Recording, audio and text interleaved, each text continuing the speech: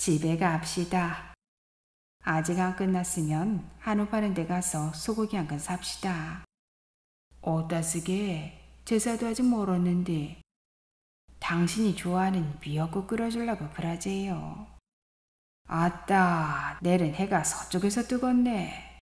걱정 마세요. 내일도 해는 동쪽에서 뜰 것이구만요. 안녕하세요. 클라우디아입니다. 오늘은 천선희 작가의 작품 쌍방울집 할매를 준비했습니다. 이 작품은 천선희 작가의 첫 소설집 페인트칠하는 여자에 수록된 작품인데요. 소시민의 삶과 애환이 담겨 있어 오늘도 우리의 마음을 뭉클하게 만들고 있습니다. 지금부터 자수성가한 억척스러운 쌍방울 할매 이야기 함께 하시죠. 쌍방울집 할매 천선희. 왜 이렇게 뒤척거린가? 신경 쓰여서 잠을 잘 수가 없네. 미자가 한숨을 푹푹 쉬며 몇 시간째 뒤척거리자 보다 못한 남편이 방불을 켜며 말했다. 당신은 잠이 와요? 아까 막내 가는 소리를 듣고도 잠이 오냐고요? 난 도저히 머리가 아파서 잠을 잘 수가 없어요.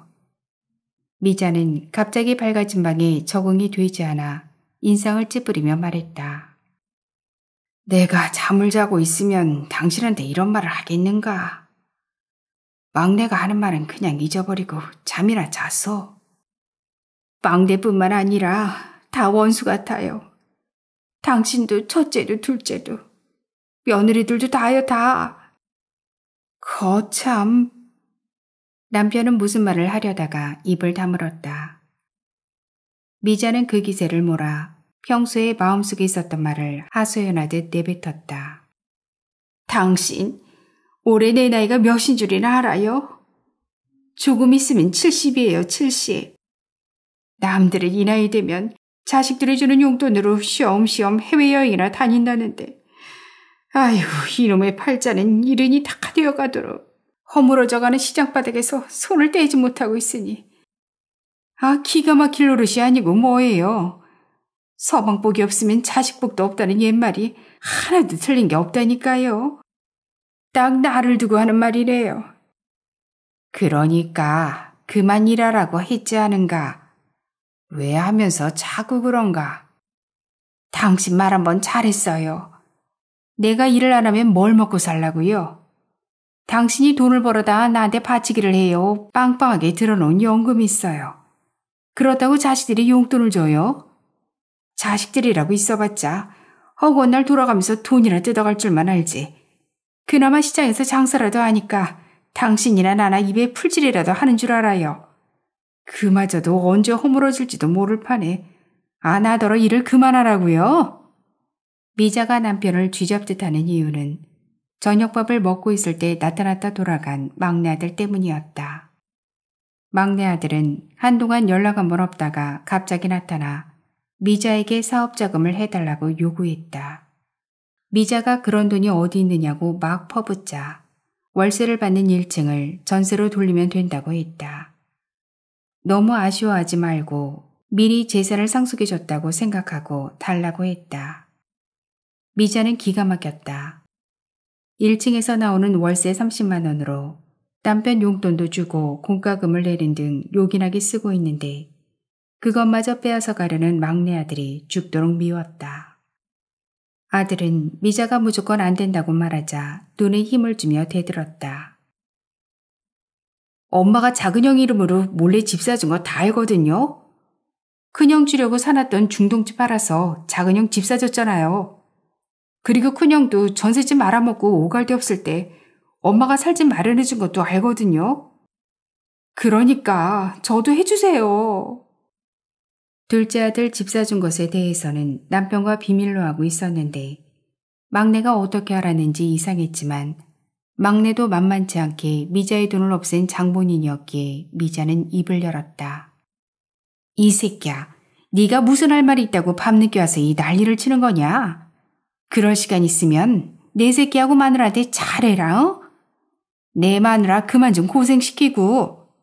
제가 엄마한테 뭘 그렇게 잘못했다고 나만 보면 화부터 내세요? 벌써 잊었냐?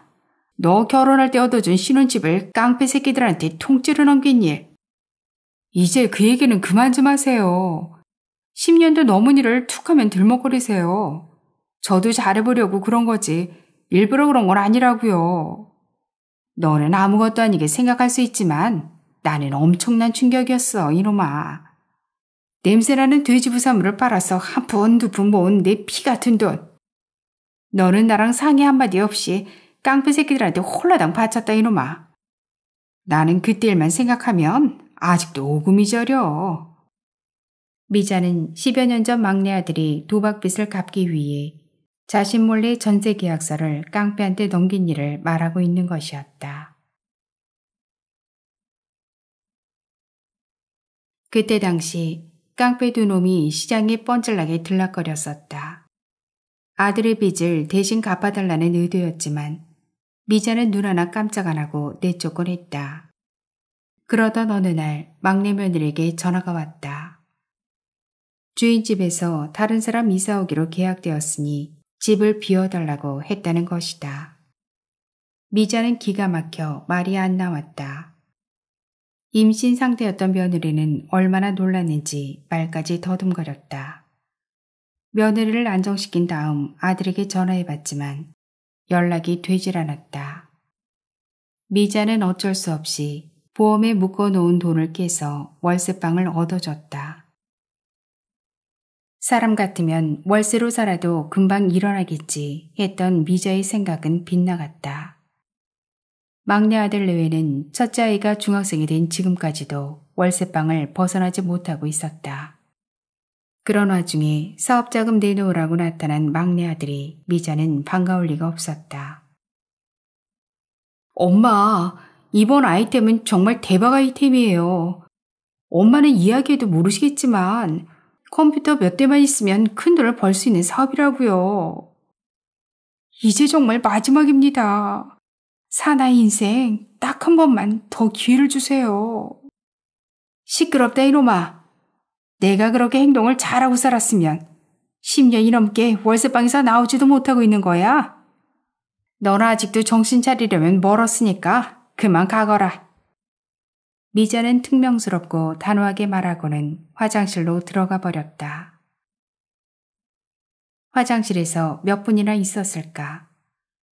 아들은 혼자서 뭐라고 중얼중얼 하다가 미자가 반응도 없고 화장실에서 나오지도 않자 투덜투덜하면서 현관문을 나섰다. 그 이후부터 미자는 잠을 이루지 못하고 설치고 있었다. 남편에게 결론 없는 하소연을 하고 난 뒤 벽시계를 쳐다보니 새벽 3시였다. 아직도 동이 틀려면 서너 시간은 더 기다려야 되는데 벌렁거리는 가슴과 지끈거리는 머릿속을 해결하기에는 너무나 긴 시간이었다. 빨리 아침이 와서 30년째 다니고 있는 병원으로 달려가 신경안정제를 처방받고 싶은 생각뿐이었다. 미자는 날이 새기가 무섭게 신경안정제를 처방받기 위해 서둘러 집을 나왔다. 하지만 막상 집을 나오고 보니 병원 문이 열리려면 아직도 30분 이상이 남아 있었다. 미자는 어제 못한 설거지나 하고 가려고 발걸음을 돌려 시장으로 향했다. 가게에 도착한 미자는 쌍방울 곱창이라고 쓰여있는 낡은 간판에 불을 켰다. 간판은 모서리 부분이 녹슬고 페인트가 벗겨져 보잘것없어진 지 오래되었지만 아직도 등만 바꾸면 쌍방울 곱창을 환하게 밝혀주고 있어서 제법 쓸만했다. 실은 신식 간판으로 몇 번이나 바꾸려고 생각도 했었다. 하지만 언제 허물지 모르는 이곳에 새 것으로 뭘 바꾼다는 것이 조금은 부담이 돼서 차일피일 미루고 있는 참이었다. 미자는 간판에 쳐져 있는 거미줄을 빗자루로 쓸어낸 뒤 개수대로 갔다. 설거지는 생각했던 것보다 훨씬 많았다. 미자는 산더미처럼 쌓여있는 설거지거리를 보자 지금 당장 할 엄두가 나지 않았다. 대신 바닥부터 쓸기로 했다.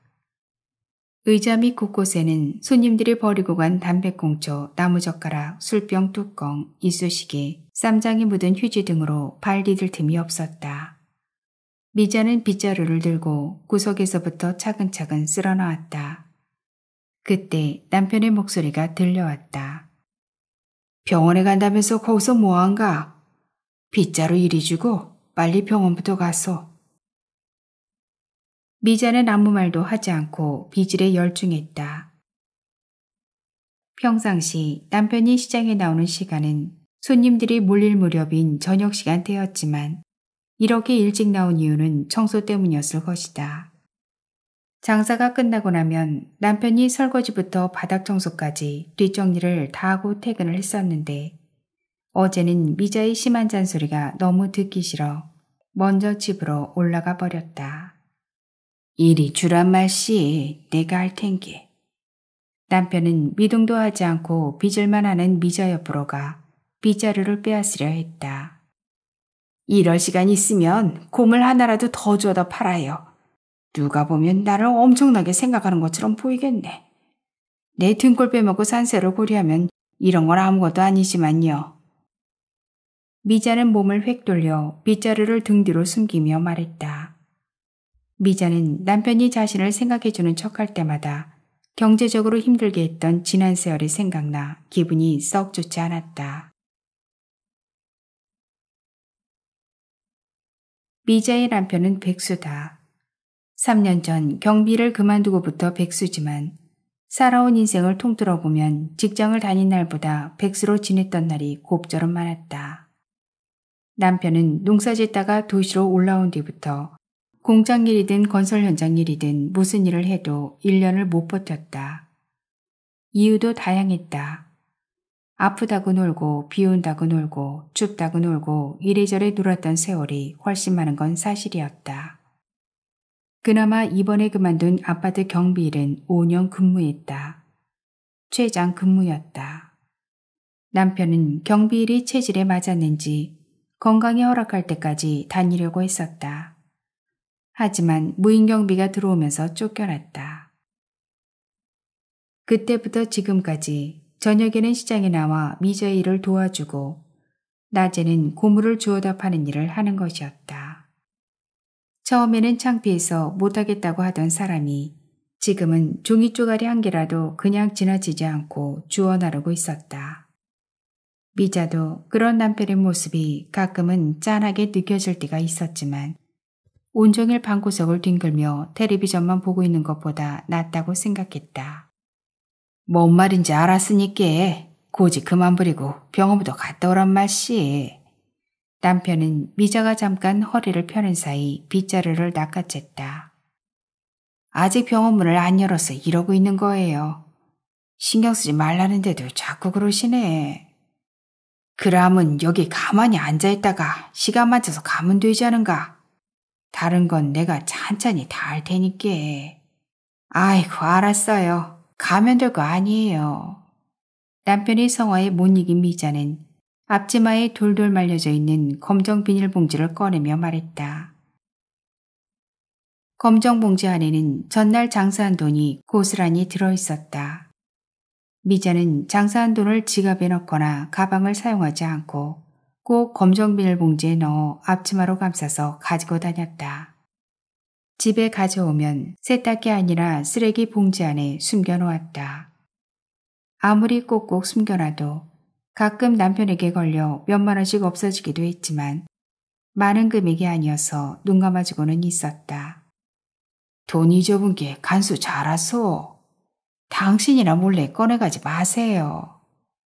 미자는 어처구니가 없어서 남편의 얼굴을 뚫어져라 쳐다보다가 가게를 나왔다. 허물어져가는 상가 건물들 사이로 쭉 이어져 있는 좁은 골목을 통과하던 미자는 다 쓰러져가는 상점 하나를 새롭게 고치고 있는 청년 앞에서 걸음을 멈췄다. 이 가게는 청년의 부모가 몇 년 전까지 운영했던 건어물 가게였다. 여기도 금방 허물 텐데 뭔 연병 났다고 거기다 돈을 처바르고 있대? 그럴 시간 있으면 취직 자리는 알아보지. 보상받으려고 고치는 거면 지금은 늦었다 늦었어. 미자는 한심스럽다는 듯 혀를 쯧쯧하며 말했다. 얼마 전에 회사에서 쫓겨나서 취직할 데도 없어요. 건너편 다 철거하고 다시 지으려면 몇 년 걸리잖아요. 그때까지라도 장사해서 돈 좀 벌어보려고요. 굴착기 소리가 요란하게 나고 있는 쪽을 손가락질하며 청년이 말했다. 귀신 날 것 같은 이런 곳에서 장사가 되냐? 하루째 밥값도 안 나올 텐데 어떻게 하려고 그래? 나야 이 시장 바닥에서 장사한 지 오래됐고 돼지브라 같은 별미나 파니까 버티고 있지만은 건어물 같은 것은 여기서 안 사이야. 다 큰 마트 가서 사재. 생각 잘하고 해라. 미자는 청년을 어렸을 때부터 보아왔기 때문에 자기 아들처럼 이물 없이 말했지만 청년의 표정은 좋아 보이지 않았다. 제가 알아서 할게요. 아줌마는 가던 길이나 가세요. 청년은 미자의 시선을 피했다. 내 얘기 너무 선하게는 듣지 말어. 지금 이 시장 분위기가 너무 험악해서 하는 소리였어. 저도 압니다. 해보다가 정 안 되면 접을 거예요. 그려, 잘 생각했다. 시작한 이상 무라도 잘라봐야지. 그래야 사내지. 미자는 열심히 살아보려는 청년에게 너무 심하게 말한 것 같아 미안한 마음이 들어 쉽게 발걸음을 떼지 못하다가 한참 만에 뗐다. 왔다 가신 지 얼마 안 되셨는데 또 오셨네요. 미자가 병원 출입문을 열자마자 이 병원에서 15년째 근무하고 있는 간호사가 상냥하게 웃으며 아른트를 했다. 신경안정제 처방받으러 왔어. 새벽에 한번 먹으려고 찾았더니 아무리 찾아도 없네. 분명히 그제까지는 있었는데 말이여. 귀신이 고칼 노릇이여. 미자는 몇 해 전부터 신경안정제를 복용하고 있었다. 단 하루라도 신경안정제를 먹지 않으면 얼굴이 빨갛게 달아오르면서 온몸이 부들부들 떨려하기 때문이다. 거기다 고지혈증과 고혈압까지 있어서 한 번에 먹는 알약이 11개였다. 계속해서 먹는 독한 약 때문에 속이 시려 약을 줄일까도 생각하고 있었지만 신경안정제만큼은 끊을 수 없을 것 같았다. 어머니, 지금 원장실로 들어가셔도 됩니다. 나이 많은 간호사가 인적사항을 재빨리 입력한 후 미자를 바로 진료실로 안내했다. 미자는 당연하다는 듯 간호사 뒤를 따랐다. 미리 와서 대기하고 있던 환자 한 명이 젊은 간호사에게 왜 우리보다 늦게 왔는데 먼저 들어가냐고 따졌다. 젊은 간호사는 상냥하게 웃으며 예약 손님이라고 말했다. 사실 미자는 예약 손님이 아니었다. 시장과 가까워 주구장창 이 병원만 오다 보니 특혜 아닌 특혜를 주는 것이었다. 미자는 가끔 큰 병원에 가서 진찰을 받아보고 싶을 때도 있었지만 장사하는 곳에서 멀리 벗어날 수가 없어서 이 병원만 30년째 다니고 있는 것이었다. 의원이긴 하지만 종합검진 지정병원이어서 내시경, CT, MRI 등 웬만한 검진은 다 하고 있었기 때문에 큰 불편은 없었다. 다 됐습니다. 의사는 미자에게 아픈 곳이나 증상을 물어보지도 않고 컴퓨터 화면만 보고 바로 처방을 내렸다.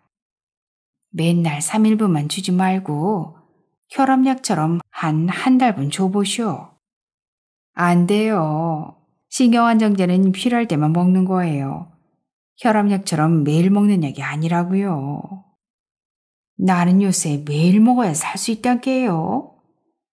시장 재개발한다고 시에서나 땅 주인들이 아주 얼마나 들락거리면서 사람 애를 태우는지 내가 정상으로 살 수가 없어요. 지금 건너편에는 시하고 합의해갖고 철거 들어간 건 의사 선생님도 아시지요. 이 장사 아니면 먹고 살 길이 없는데. 거기다가 한동안 잠잠하던 막내 아들까지 아이고 사업한다고 돈 달라고 떼를 쓰니 내가 하루라도 이야기에 의지를 안 하고 살 수가 있겠어요. 아들은 그렇다 쳐도 시장은 재개발하면 보상해 주잖아요. 딱지를 준다고는 하는데 주상복합 올라가면 몇 평이나 주겠어요. 시장의 상자는 상인들만 3,000명이 넘는데요. 헤이, 또 웃돈은 얼마나 달라고 할지도 모르고요.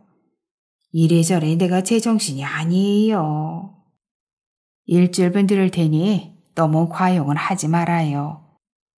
의사는 이해한다는 듯 고개를 끄덕끄덕 하더니 처방을 수정했다. 미자는 윤내과만 오면 마음이 편해졌다. 게다가 내과 의사인데도 불구하고 신경외과 의사처럼 미자가 하소연하는 말을 실은내색 한 번 안 하고 다 받아주었다. 미자가 다른 병원을 더 못 가는 이유이기도 했다. 아참, 얼굴이 많이 안 좋아 보이시는데 시간 되시면 수액 한 병 맞고 가세요.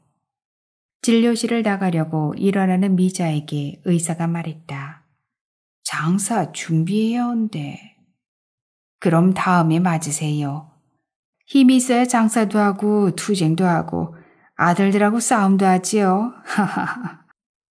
의사는 호탕하게 웃으며 말했다. 눈가의 잔주름이 순식간에 퍼졌다. 그라제요. 의사 선생님 말씀이 천부당 만부당하요. 맞고 갈라니께 비싼 걸로 한 대 놔주세요. 미자는 잠깐 생각하다가 결정했다.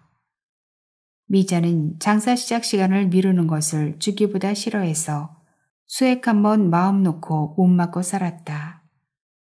오늘은 남편이 가게에 있으니 편안하게 수액을 맞을 수 있을 것 같았다. 오메, 내가 막내 때문에 내 명대로 못 살지 못 살아. 간이 침대에 누워 수액을 한참 맞고 있던 미자는 갑자기 막내 아들 생각이 나서 한숨을 쉬며 중얼거렸다. 무슨 걱정 있으세요? 칸막이 안쪽에서 주사병을 정리하고 있던 나이 든 간호사가 말했다. 자식 때문에 그렇지 뭐. 누가 속썩이는 아들은 장가 일찍 보내면 금방 철든다고 하길래 여자친구 생기자마자 결혼시켜놨더니 철이 들기는커녕 산 넘어 산이네 그려. 부모는 눈 감을 때까지 자식 걱정으로 산다는 말도 있잖아요. 내가 꼭 그 짝이야. 이럴 줄 알았으면 낳지를 말았어야 되는데 누가 이럴 줄 알았간디? 그거 알면 다 가려서 낳지요. 간호사는 미자 말이 우스운지 손을 입가에 가져가며 씩씩거렸다. 하여간 무자식이 상발자라는 옛말이 하나도 틀린 게 없어. 꼭 나를 두고 한 말 같다니까. 포도당을 맞는 내내 미자는 막내 아들 생각에 머리가 복잡했다. 그동안 부어놓은 연금보험이라도 깨서 그냥 해져버릴까. 죽는다고 생쇼를 해도 모르는 척 할까. 혼자서 해결하게 만들 수 있는 어떤 방법은 없을까. 미자는 아무리 생각해봐도 뾰족한 답이 나오질 않아 한숨이 절로 나왔다. 막내 아들은 몇 번 말해도 안 들어주면 사구명에서 일수까지 끌어당겨서라도 일을 벌였기 때문에 미자는 더욱 걱정스러웠다. 그렇게 일을 벌려놓으면 그 빚은 고스란히 며느리 몫이 되었고 그러면 미자 몫이 되었기 때문이다. 그려 시간을 내서라도 중동 단골레한테 가봐야 쓰겄다. 어딜 간다고요? 저 밑에 골목에 있는 무당집. 요새 신경 쓸 일이 많아서 자주 못 갔더니만 또 집안에 안 좋은 일이 생기는 것 같아서 말이요. 그 골목에 무당집이 있었어요? 잘은 모르지만 제 기억에는 그 골목이 사창가였던 걸로 기억하는데요. 거기 맞아.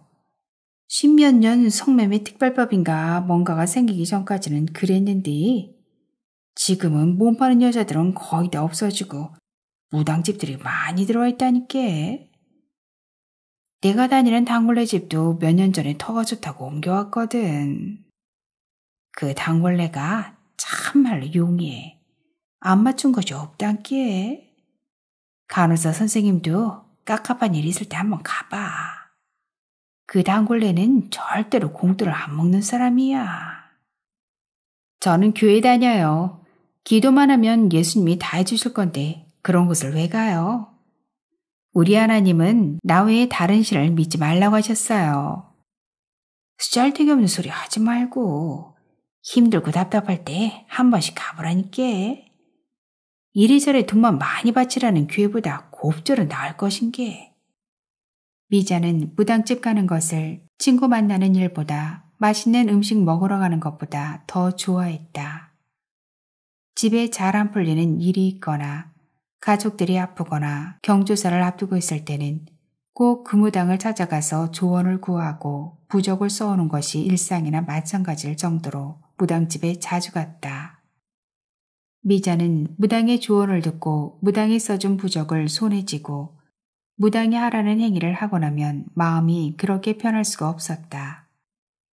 무당이 집에 있는 물건에 귀신이 붙었다며 몽땅 버리라고 하면 그렇게라도 할 사람이었다. 이렇듯 미자는 윤례가 다음으로 무당을 의지했다. 아니 어쩌면 병원보다 무당을 더 신뢰하고 의지하고 있는지도 몰랐다. 간호사 선생님, 이린 거 좀 빼줘요.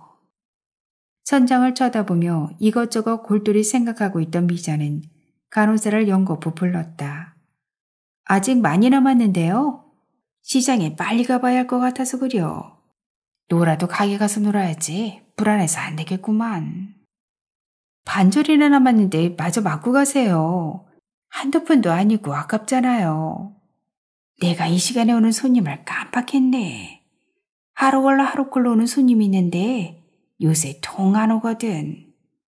이상하게 오늘은 올 것만 같아서 그래. 오랜만에 왔는데 내가 안 보여서 전주곱창으로 가버리면 어떡해. 한시라도 빨리 가봐야 쓰겠어. 그렇잖아도 그 집 여시 같은 딸년한테 내 단골 반절은 뺏겼어. 미자는 바늘을 빼자마자 처방전을 받아들고 병원문을 나섰다. 마음이 급해진 미자는 올라오고 있는 엘리베이터를 기다리지 못하고 계단을 선택했다. 아침 일찍 오는 손님들은 밤새도록 쓰레기를 수거하고 아침에 퇴근하는 환경 미화원들이었다. 한 번씩 올 때마다 4-5명은 오기 때문에 절대 놓칠 수 없었다. 미자는 한 계단씩 내려가다가 속도를 더 내서 2계단씩 뛰어내려갔다. 아줌마, 앞에 조심하세요. 뒤따라 내려오던 젊은 여자가 말했다. 젊은 여자의 말이 나오기가 무섭게 미자는 발을 헛디뎌 계단 아래로 굴렀다. 다행히 2 손바닥으로 몸에 힘을 받아내 크게 다친 곳은 없었다. 미자는 누가 볼세라 벌떡 일어나 무릎과 엉덩이에 묻은 먼지를 툴툴 털고 횡단보도를 무단으로 건넜다. 젊은 여자가 뒤에서 괜찮느냐고 몇 번이나 물었지만 뒤도 돌아보지 않고 가게로 향했다. 가게로 오는 내내 땅을 짚었던 오른손 손목에서 통증이 느껴졌다. 벌써 왔는가? 청소를 다하고 의자에 앉아있던 남편이 말했다. 혹시 환경미원 삼촌들 안 왔스디요? 미자는 아직 문을 열지 않은 전주급장 쪽을 쳐다보며 말했다. 나 있는 동안에는 아무도 안 왔네. 혹시나 하고 부랴부랴 왔더만. 아유, 오늘도 안 올라나 부여. 와도 몇 번은 왔을 시간인데. 에휴, 요새 안 오는 것이 불안불안하네요. 그 사람들은 어디 못 가네. 당신같이 안주를 후하게 주는 사람이 어디 있단가? 남자라는 족속들은 전부 이쁜 년들만 보면 사죽을 못 쓰는 건 사실이제요. 당신도 젊었을 때 술집 여자랑 산다고 어린 자식 셋이나 놔두고 집 나간 적 있잖아요. 그 얘기는 왜 안 가? 당신은 꼭 옛날 얘기 꺼내서 내 오장육부를 뒤집어 놓는 것이 제일 문제네. 내가 없는 말에 깐디요? 어쨌든 미안해요. 그 얘기를 이제 안 하려고 마음먹었는데 내가 또 했네요. 당신 왔으니까 그만 집으로 올라갈라네.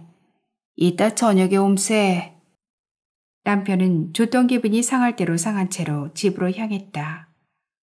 미자는 그러거나 말거나 환경미화원 손님이 오지 않은 것에 대한 아쉬움으로 가득 차 있었다. 지금이라도 온다면 안주를 곱절로 줘서라도 단골을 유지하고 싶은 생각뿐이었다. 남편의 모습이 보이지 않을 때까지 의자에 앉아있던 미자는 팔을 걷어붙이고 본격적으로 장사 준비에 들어갔다. 손목이 약간 시려왔지만 이 정도 통증은 끄떡없다는 듯 긴 손목을 두어 번 툴툴 턴 뒤 가위와 뾰족한 과도칼을 준비했다.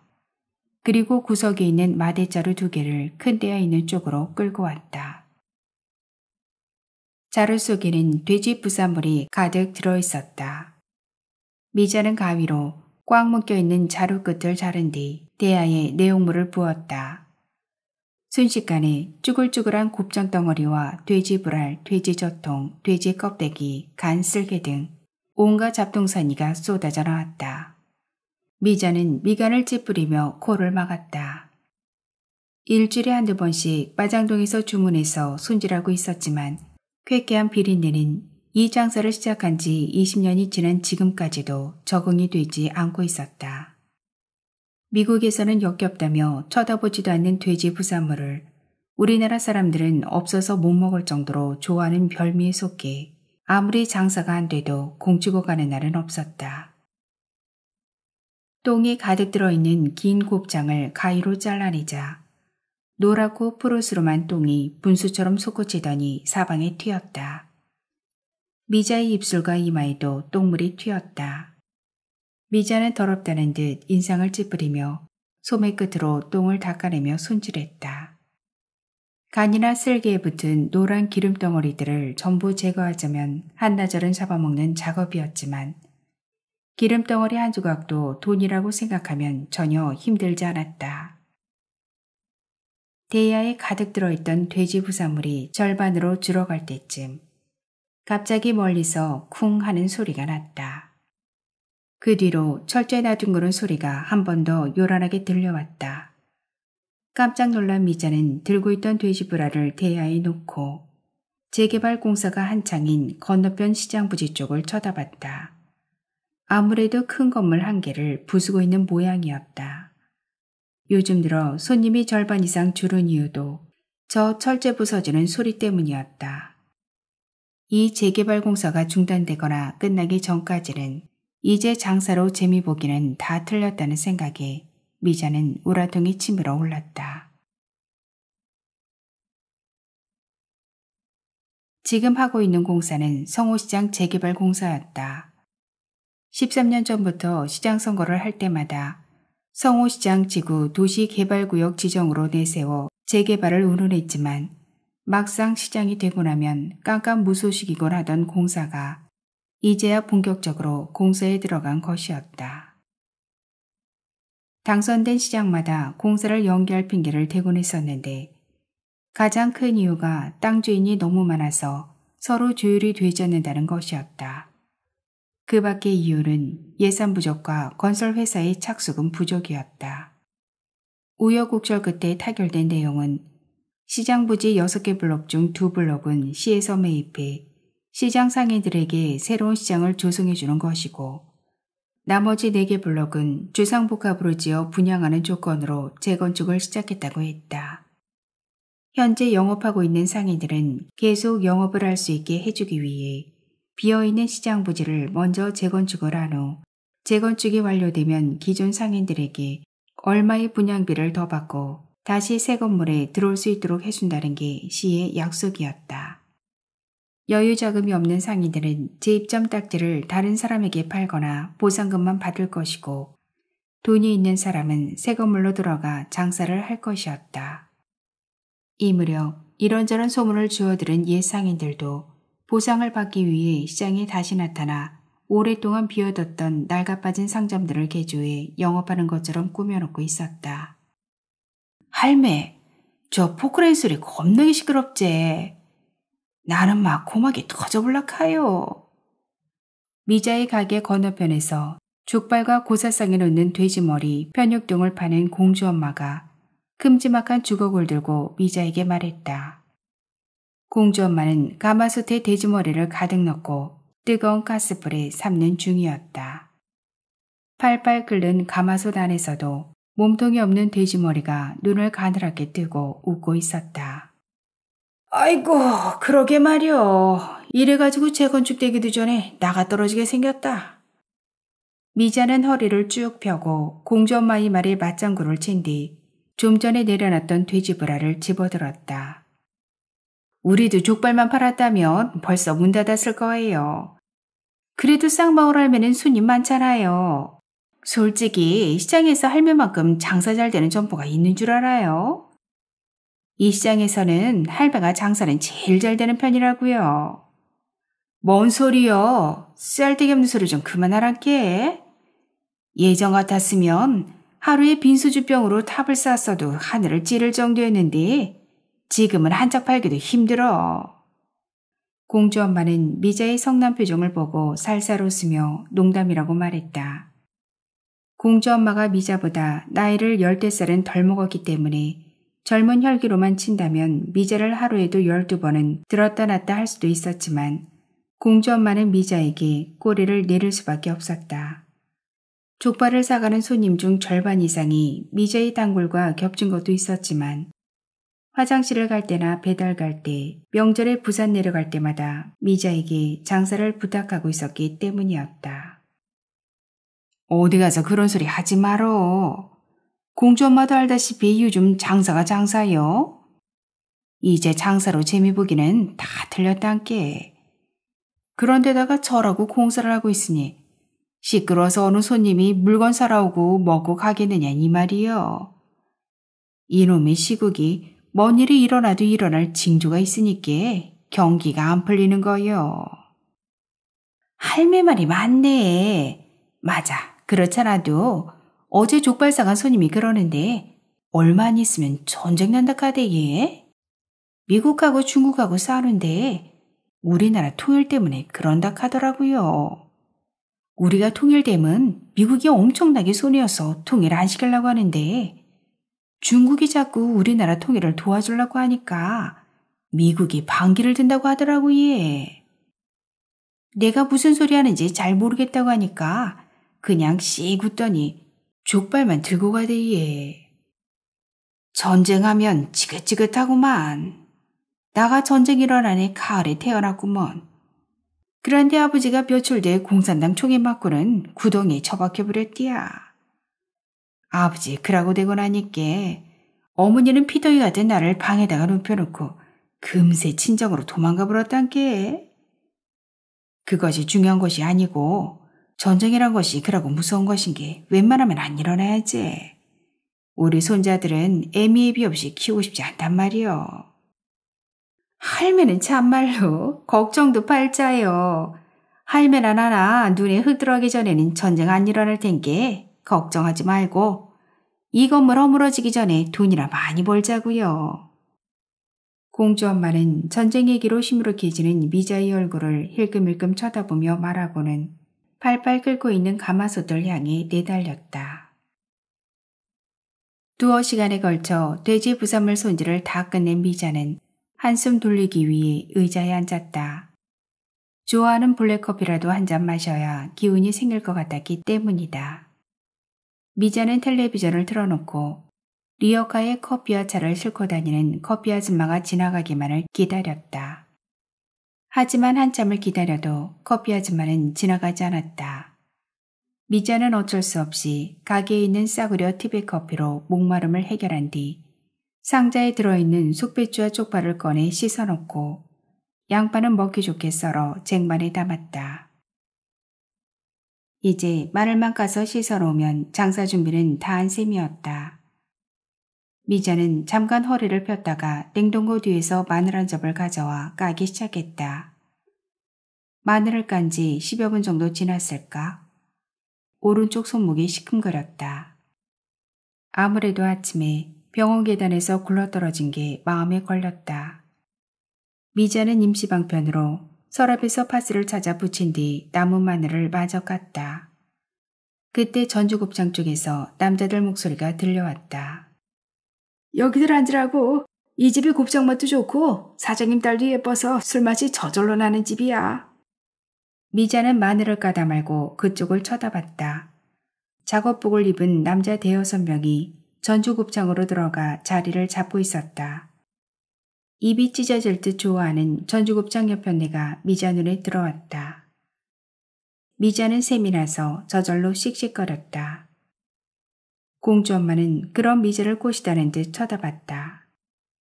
전주곱창 옆편네는 남자들이 주문에 대답하며 철판에 불을 켜고 곱창과 돼지 껍데기를 그 위에 올려놓고 있었다. 자글자글 곱창 구워지는 소리가 미자가 있는 곳까지 들려왔다. 미자는 자신도 모르게 목이 타들어갔다. 정수기에서 냉수를 가득 따라 단숨에 들이켰는데도 시원하지가 않았다. 미자는 실실 웃으며 곱창을 굽고 있는 옆편네를 보지 않으려고 등을 돌리고 앉아 텔레비전에 집중했다. 미자는 손님이 없을 때는 드라마를 자주 봤다. 특히 사랑과 전쟁과 같은 리얼리티 드라마에 푹 빠져 있었다. 대부분의 내용이 고부 갈등, 부부 갈등, 외정 등을 다루는데 결국은 얽히고 설킨 실타래를 풀지 못하고 법정에 서는 것이 마지막 내용이지만 미자는 그런 부류의 드라마를 보면서 대리만족을 하고 있었다. 지금은 재미있는 드라마를 하지 않았다. 미자는 100개 넘는 채널을 하나하나 눌러가며 전주곱창에 밀려버린 자신을 한탄했다. 미자는 자신과 경쟁 자체가 되지 않았던 전주곱창 옆편네가 막내딸이 나타난 이후부터 장사가 잘 되기 시작하자 솔직히 배가 아팠다. 전주곱창 옆편네는 미자보다 3살이나 더 많았다. 나이도 많았지만 흰머리도 2배로 많았다.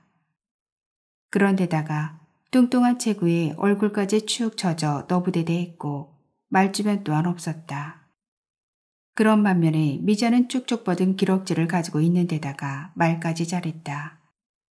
그런 이유로 미자와 같은 시기에 장사를 시작했지만 단골면에서나 매출면에서도 미자를 따라잡을 수가 없었다. 불과 1년여 전만까지만 해도. 반전이 시작된 계기는 옆편네가 교통사고를 당한 뒤부터였다. 교통사고 후유증으로 몇 달 동안 장사를 나오지 않더니 결혼한 지 1년 만에 이혼하고 총각한테 다시 시집간 막내딸을 대동하고 나타났던 것이다. 그 전까지만 해도 가문의 먹칠하는 막내딸이 제일 밉다고 하던 옆편네가 갑자기 막내딸을 대동하고 나와서 미자는 깜짝 놀랐었다. 막내딸은 대부분 오후에 모습을 보였다. 삼촌, 제가 구워준 곱창 맛있죠? 저쪽 쌍방울집 곱창보다 더 맛있죠? 잘생긴 삼촌 얘기 좀 해봐요. 네? 미자가 등을 돌리고 앉아있는 동안 보이지 않았던 막내딸이 나온 모양이었다. 미자는 자신도 모르게 전주곱창 쪽으로 고개를 돌리고 있었다. 낭랑하고 귀염성 있는 목소리, 얼굴 피부까지 뽀얀 데다가 검정 뿔테 안경을 낀 막내딸이 생글생글 웃어가며 다 구워준 곱창을 뒤집고 있었다. 미자는 안 보이는 척하면서 손님들의 얼굴을 한 명 한 명 훑어봤다. 혹시나 했는데 일행 중 2명이 낯이 익었다. 몇 달 전까지만 해도 미자한테서 곱창을 먹었던 단골이었다. 마음 같아서는 쫓아가서 멱살이라도 잡으며 젊은 계집년이 그렇게도 좋으냐고 퍼붓고 싶었다. 하지만 선택의 자유를 망각한 몰상측한 짓은 이제 하지 않기로 했다. 예전 같았으면 단골 빼앗았다고 고래고래 소리 지르며 머리채를 잡고 뒤흔들었을 텐데 미자도 자신이 고개 숙인 할미꽃밖엔 되지 않는다는 것을 인정하는 듯 했다. 그래봤자 미자만 우스운 사람이 될 터였기 때문이다. 사실 전주곱창 옆편네에게 시기 질투를 심하게 느낀 미자도 보란듯이 며느리를 데려다 장사를 해볼 생각을 했었다. 어차피 특출나게 좋은 직장을 다니는 며느리도 없었기 때문에 매출만 어느 정도 나오면 월급쟁이보다 낫겠다 싶었고 미자 자신도 점점 몸이 말을 안 듣고 있었기 때문이었다. 그런데다가 흰머리 허연 용감탱이가 저녁마다 나와 어슬렁거리는 것도 못마땅했기 때문이다. 혹시나 며느리들이 돈 때문에 거절할까 싶어 자신이 한 달 동안 쓸 용돈만 남겨놓고 모두 주려고까지 마음먹고 있었다. 미자는 당긴 김에 뽑으려고 그날 바로 며느리 셋을 모두 불러들였다. 싫어요, 어머니. 고등학교에서 급식 일을 하는 첫째 며느리가 대답했다. 왜 싫냐? 학교에서 영양사는 찝으면서 학생들 바빠주는 일보다 낫지. 미자가 말했다. 어머니, 저는 그 일이 더 좋아요. 일은 고되지만 4대 모험 들어주고 공휴일날도 쉬고 방학 때도 쉬고요. 쉬어도 기본급은 나오고요. 제일 좋은 점은 아이들과 같이 쉴 수 있다는 거예요. 한참 엄마의 품이 그리고 필요할 때 곁에 있어줘야 아이들이 바르게 큰다고요. 정서적으로 안정도 되고요. 미자는 큰며느리 말에 고개를 끄덕거렸다. 말이 시장이지. 길거리에 천막을 쳐놓고 술 장사하는 것과 맞먹는 시설에서 아침 일찍부터 저녁 늦게까지 돼지 창자를 구우면서 손님들 술 시중을 들여야 되고 쉬는 날도 없이 일하는 것보다는 100배 1000배 낫다는 말뜻 같았다. 그 말도 맞다고 생각했지만 아이들 얘기할 때는 고개가 저절로 숙여졌다. 미자는 피떡이 막내 아들을 내팽겨놓고 장사 나온 지 40년이 다 되어가는 자신의 모습과 너무 대조되었기 때문이다. 미자는 그때부터 지금까지 하루도 거르지 않고 별 질 때 나와 별 뜰 때 집에 들어가고 있었다.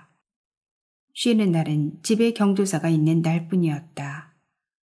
어쩌면 막내 아들을 저렇게 만들어 놓은 게 100% 자신의 탓일 수도 있겠다는 생각이 들어 코끝이 시큰거렸다.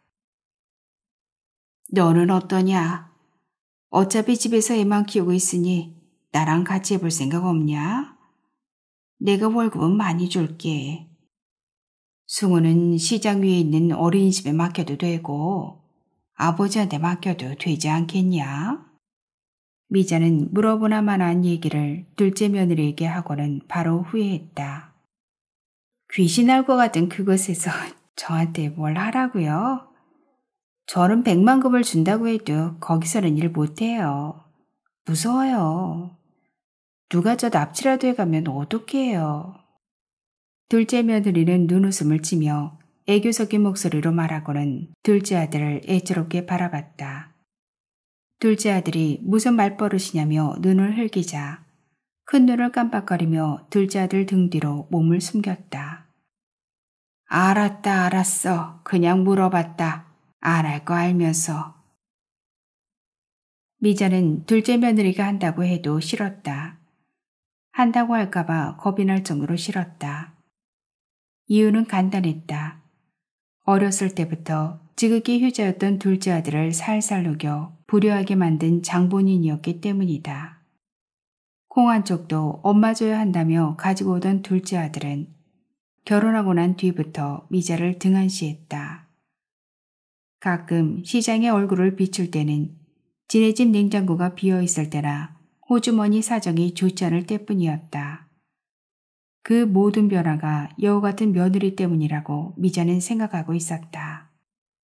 아들의 노총각 딱지를 떼준 며느리가 고맙게 느껴지다가도 180도 변한 아들의 모습을 볼 때마다 며느리가 미웠다. 너는 어떠냐? 어쩌면 너에게 자영업을 시작할 수 있는 기회일 수도 있다. 격리는 평생 직업은 될 수 없지만 곱창 굽고 손질하는 것만 제대로 배워놓으면 언제든지 소자본으로 창업이 가능하단다.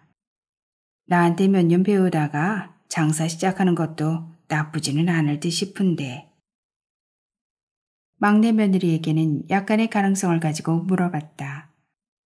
막내 며느리는 어차피 몇 개월 후면 대학교를 졸업하는 사장딸에게 밀려나 실직자가 될 것이기 때문이었다.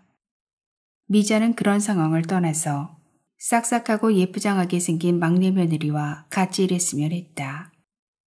할게요. 대신 재건축이 완공되면 제 입점 딱지를 저에게 주세요. 무슨 얘기냐? 미자는 말문이 막혀서 말이 제대로 안 나왔다. 주상복합 들어오면 제 입점에서 전부를 넘겨주시라는 얘기입니다. 그렇게만 해주시면 어머님 돌아가실 때까지 모실게요. 미자는 그 말을 듣고 뒤로 나자빠질 뻔했다. 제일 착하다고 믿었던 막내 며느리가 진짜 도둑 같았다. 미자는 재건축이 되어도 재입점할 생각이 전혀 없었다. 딱지가 나오면 높은 가격에 팔아서 그 돈으로 노후 대책을 준비할 생각이었다. 미자는 말을 잇지 못할 만큼 기가 막혔지만 차분한 목소리로 생각해 보겠다고 했다.